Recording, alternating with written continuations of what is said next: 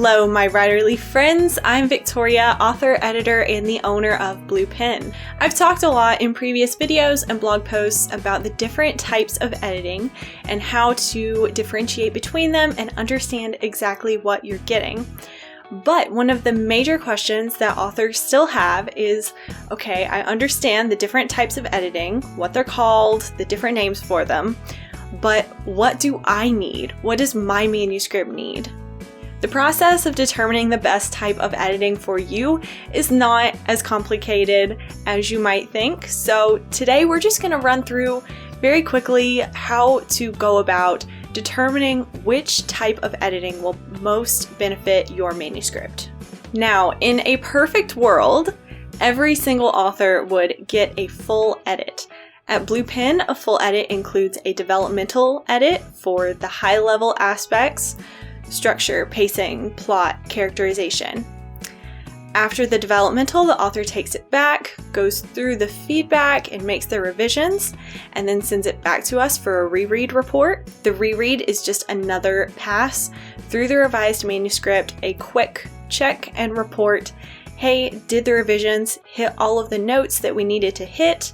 If everything checks out and we're good to go, the author may make a few minor changes and then we'll start on the line edit. The line edit is a very deep sentence level edit. We're making changes for concision, clarity, consistency, and correctness. We're tightening up the prose and helping it flow well, and we are highlighting the narrative voice during this time. So a lot of authors are concerned that line editing is going to strip their voice.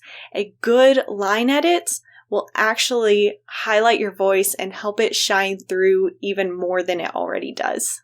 After the line edit, we give it one more pass, and that is just a final proofread. That's a check for residual errors, typos, spelling, punctuation issues. Make sure that the manuscript is 100% clean and ready to go. So that's what we call a full edit. That's ideally what every author would have. The rate for those services does vary, but when it's all said and done, you're looking at about $7 per 100 words. And that is for everything. The developmental, reread, line edit, proof, everything. So the limiting factor for most authors why they don't choose the full edit is budget. Of course, everybody doesn't have the same budget, and if your budget does not allow for a full edit, at that point, it becomes about prioritizing. So, which of these services does your manuscript need most? You're also going to take into consideration your ultimate goals. So somebody who is planning to query literary agents may need different services than someone who is going to self-publish. So regardless of goals, every author who is thinking about editing and trying to decide where to start should initially consider a type of high-level editing. Now that's going to be developmental editing, which is very comprehensive and more expensive than the alternative, a manuscript critique. Not as in-depth, not as detailed, but much less expensive. For developmental edit, you're looking at about $0.25 a word, and for a manuscript critique, $0.01 a word. So you should always think about the high-level editing first because it needs to be done first in the process. If you skip it, that's one thing, but if you're going to do it, then it needs to be before you do any kind of line edit, copy edit, proofread, any type of low-level editing. And that's just because when you are working with the structure and plot and high-level elements of the story, then the revisions are often going to result in broad, sweeping changes to the work. You would not want to put the resources into low-level editing, getting each sentence just right, only to cut or rewrite the entire chapter. So think about high-level editing and try to be honest with yourself. Would your story benefit from professional eyes on those high-level aspects? And honestly, the answer is yes. I've never seen a manuscript that would not benefit from developmental editing or manuscript critique. But when you're prioritizing and deciding which type of editing you need more, it's a matter of, is the developmental edit worth skipping, say, the line edit? So once you've decided to either move forward with a developmental or manuscript critique or skip them all together, the next step to think about is line editing. Line editing is huge. Especially for self-publishing authors, I recommend line editing 100% of the time. Honestly, if you're self-publishing and you don't do anything else, a line edit will really help elevate your prose to that professional level. So a line edit, it's really important. I am going to put a link to a sample line edit in the description box so you can kind of get an idea of what I'm talking about. If you're planning to publish traditionally, again, this just falls into the same category as developmental and manuscript critique. It's not a question of whether it would benefit you. It's just, where do you want to put your resources? Which needs more help? If you can't afford both, which needs more help? The story or the prose?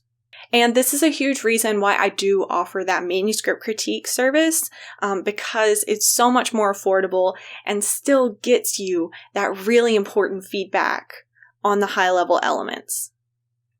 So a lot of folks will take that option. If they can't afford a developmental and a line edit, they'll do a manuscript critique and a line. And then the final pass is a proofread. Now, this is just a final check for spelling errors, typos, punctuation issues, just those residual errors, to make sure that the manuscript is clean, polished. There are no issues that are going to catch the reader's eye and drag them out of the story.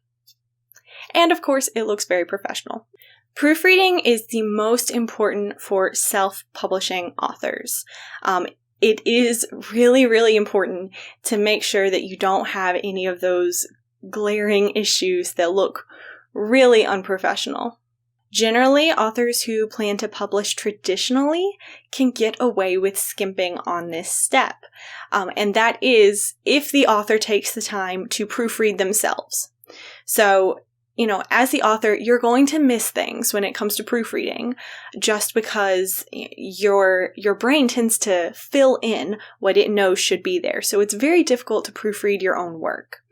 But if you take the time to carefully proofread yourself, then a final professional proofread is not all that important before you either submit to publishing houses or query literary agents. And that is because you're going to have additional rounds of editing after you either sign with the agent or get a book deal.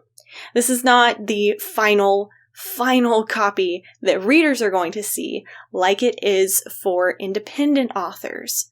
Have to remember, indie authors, this is it. This is your last chance. You have to make sure it is as solid and clean as it can possibly be. That said, if for indie authors it comes down to you have to make a decision between a line edit and a proofread, go with the line edit. Proofreading, you can do good work yourself. It's not ideal, but you can make it work.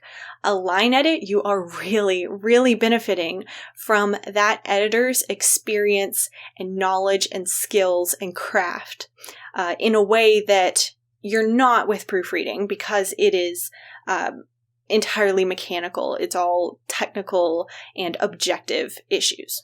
So, to recap, when you are trying to decide your path through professional editing, everyone's following the same path.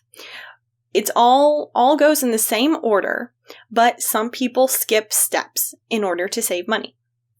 That's all it comes down to.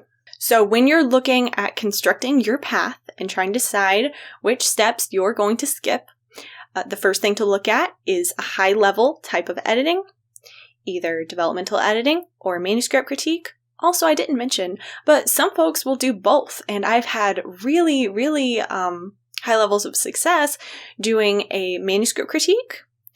The author takes it back, does revisions, gets those biggest problems out of the way, and then sends it back to me, and I do a very deep developmental edit. It allows me to dig deeper into the manuscript than I would have been able to if I were having to look at those major issues as well. So, rolling it back, developmental edit and or manuscript critique. Everyone can benefit from these. If you can afford them, go for it. If you think that your prose will benefit more than your story would, so, you have your story and you have your prose. If you can afford to have professional eyes on both of them, fantastic. If not, you have to weigh it out. Which one needs help more?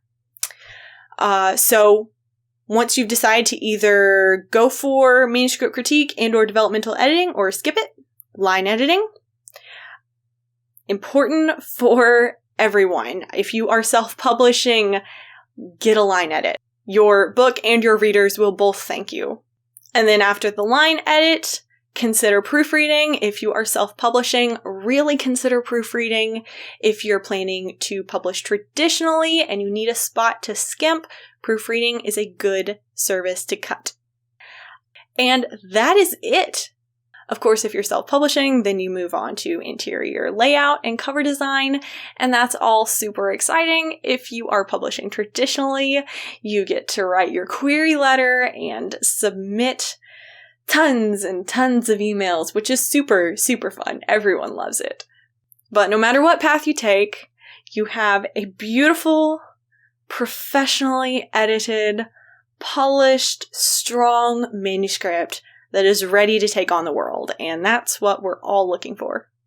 So those are the basics, the things to think about, the path that you're going to take, and the options along the way when you're considering professional editing. If you have any questions, leave a comment and I will get back to you. If you are looking for professional editing, check out Blue Pen. We're pretty cool, if I do say so myself. There are links in the description box and probably on the screen somewhere. And that's it for today. I'll see y'all next time.